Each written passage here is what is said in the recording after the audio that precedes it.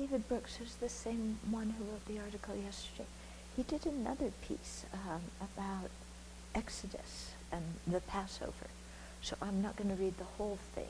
I'm just going to excerpt a few parts of it, okay? So he said, Monday night, today's Wednesday, okay, so day before yesterday. Monday night was the start of Passover, the period when Jews celebrate the liberation of the Israelites from slavery into freedom. This is the part of the Exodus story that sits most easily with modern cultures. We like stories of people who shake off the yoke of oppression and taste the first bliss of liberty. Okay?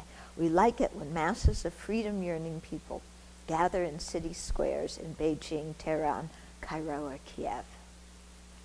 But that's not all the Exodus story is, or not even mainly what it is. When John Adams, Thomas Jefferson, and Benjamin Franklin wanted to put Moses as the central figure on the Great Seal of the United States, is he on the... I don't know, somebody look it up and see, but apparently they wanted him to be. They were not celebrating him as a liberator, but as a rebinder. It wasn't just that he led the Israelites out of one set of unjust laws. It was that he rebound them with another set of laws. Okay. Liberating to freedom is the easy part. Rebinding with a just order and accepted compulsion. By compulsion, he means constraint here. And accepted constraints is the hard part.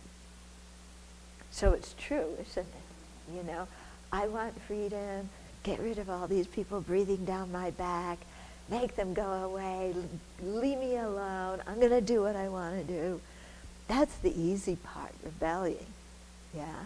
But then learning to figure out our own ethical values, our own principles, what we think is important, learning self-restraint ourselves, that's much more difficult, isn't it? Yeah. And so many people in our society go through the rebelling part. I want freedom from my parents and society, and da-da-da-da-da. But never kind of complete the part that is rebinding to, you know, to how we want to live. Because that takes a lot of thought. Yeah, and it takes some trial and error, and it takes self-discipline. Yeah, so, you know, we don't like when others impose things on ourselves. And then we think, okay, no structure, anarchy, but anarchy is a disaster. Yeah. Okay, so then I'm skipping part of it.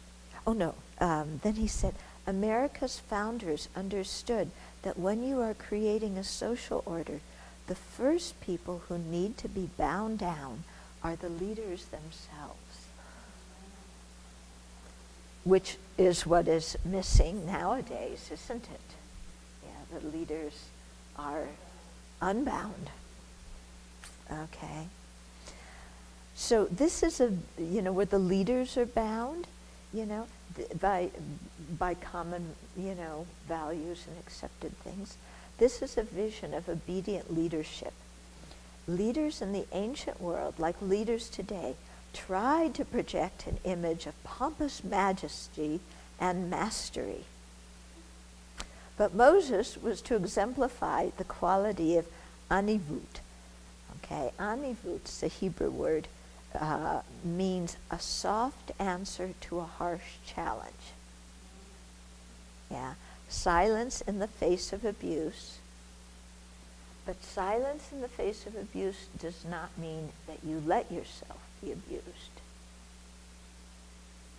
Okay, so you have to differentiate that. Graciousness when receiving honor instead of arrogance. Dignity in response to humiliation.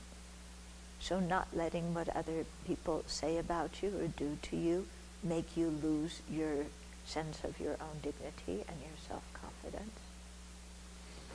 restraint in the presence of provocation. That's certainly helpful, isn't it? We all know when people provoke us, if we don't restrain ourselves, we often get deeper into a mess. Forbearance and quiet calm when confronted with calumny and carping criticism. Yeah, so fortitude, forbearance, quiet calm, even though everybody around you is going nuts and blaming it on you. Oh.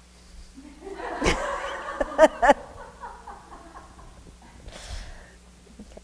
Just as leaders need binding, so do regular people. The Israelites in Exodus whine. They groan. They rebel for petty reasons. Okay. When they are lost in a moral wilderness, they immediately construct an idol to worship and give meaning to their lives. So like society lost in a moral wilderness constructs consumerism as its idol. Yeah, to worship and give meaning to their lives. But Exodus is a reminder that statecraft is soulcraft, that good laws can nurture better people. And this is the important point. This is why those of us who are Dharma practitioners want to take precepts, because we see that good rules nurture us. They keep us from doing what we don't want to do anyway. They keep us from getting in trouble.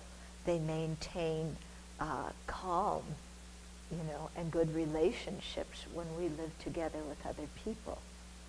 So rather than run away from rules, we see that, as it says, good laws can nurture better people. And it's true, isn't it? Without any constraints, we can just go nuts, and not care who we harm, even ourselves. Okay. Even Jews have different takes on how exactly one must observe the 613 commandments. So you thought we had a lot of precepts. But the general vision is that the laws serve many practical and spiritual purposes. For example, they provide a comforting structure for daily life. If you are nervous about the transitions in your life, the moments when you go through a doorpost, literally or metaphorically, the laws will give you something to do in those moments and ease you on your way. So of the 613 mitzvot, which mean the commandments, they're basically like thought training, thought training gathas. When we were doing the ones for the Avatamsaka Sutra, when you go upstairs, think this. When you go downstairs, think that. When you wash dishes, think that. So there's a similar set of these kind of thought training practices in Judaism. When you go through the door, you think a certain thing.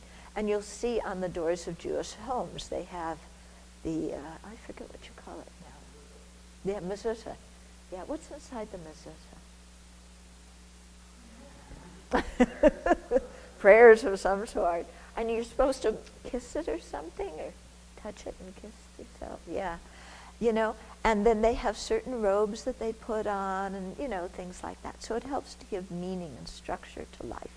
Of course, you also want to assess if it's just laws, if it's jaws that, expand people, or jaws that can also have a repression effect. Jaws. Jaws, yeah. When laws become jaws, then you're really in trouble. Yeah. Or when laws become quite oppressive, because, for example, the women under Judaic law, it's very difficult for them in many respects, and the image of how you're supposed to live is very confined for the Orthodox women. On the other hand, many women like that. They know who they are. Yeah, I mean, you've kind of seen with the generation that's around between, 30 and 40 now, many of them have gone to, if you're Jewish, to Orthodox Judaism, to fundamentalist Christianity, to very traditional Catholic orders that wear the habit and the whole thing, because they really want a sense of meaning, and that gives some kind of meaning. Okay. So everybody is going to have some different balance of what is meaningful and what can be, repressive. The laws tame the ego and create habits of deference by reminding you of your subordination to something permanent or something important, something beyond ourselves, that our ego is subordinate to. The laws spiritualize matter so that something very normal, like having a meal, has a sacred component to it. For example, when we offer our meal. The laws build community by anchoring belief in common practices. So we all do the same thing that signify our common beliefs. Yeah. The laws moderate religious zeal. Don't they? If people get too excited about something, the law says, hold on, only this much. Okay. Faith is not expressed in fiery acts, but in everyday habits. Yeah? So it's not a fiery act of sacrificing yourself for something, so you'll go to heaven or wherever you want to go. And it's not a thing of, these far out meditation experiences that you can run around and tell all your friends about so that they all think you're fantastic. But of everyday habits, how we live our life, how we treat the people around us. This is the indication of what's happening in our Dharma practice.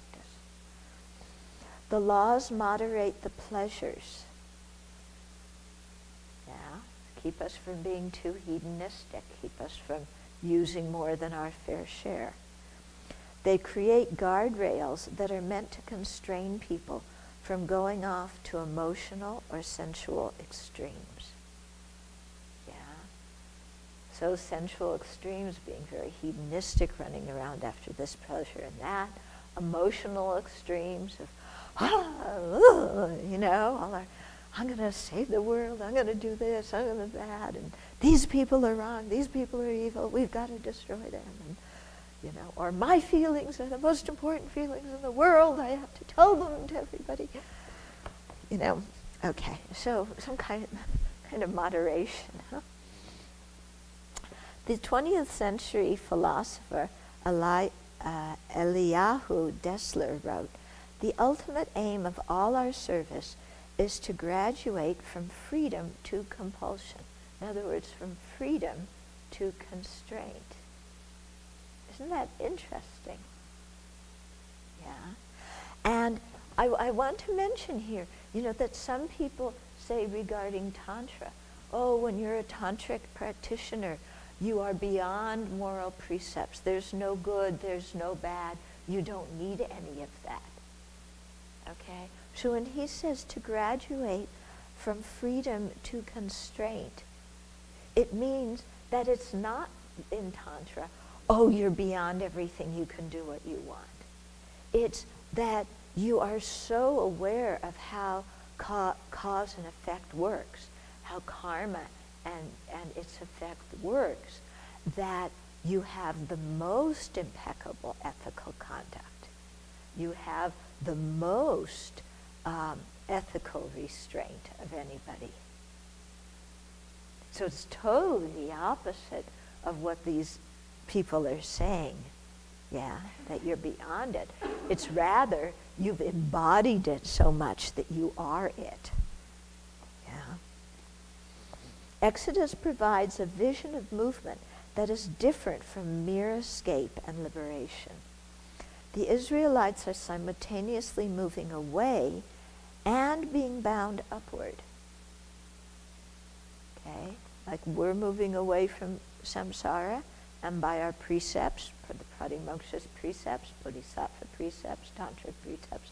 We are bound upwards as we keep them, okay? Exodus provides a vision of a life marked by travel and change, but simultaneously by sweet restraints. Whether it's the restraint of love or the constraint of love, friendship, family, citizenship, faith, a profession, or a people. In other words, whatever we are doing in life, we need some kind of constraints, to make it go well. Otherwise, our afflicted mind goes nuts. So sweet constraints, constraints that we know are good for us. They nurture, this is constraints that we voluntarily undertake because we've seen the purpose and reason for them. They nurture the best in us. They help us grow. So that's why it's so important in Buddhism. We never see our precepts as something imposed on us unfairly from outside. Rather, we have voluntarily chosen to take them because we realize that we need to constrain our body, speech, and mind. And so in that way, the precepts become a real protection that help us grow in a very good direction and help us live together in a good relationship with other people.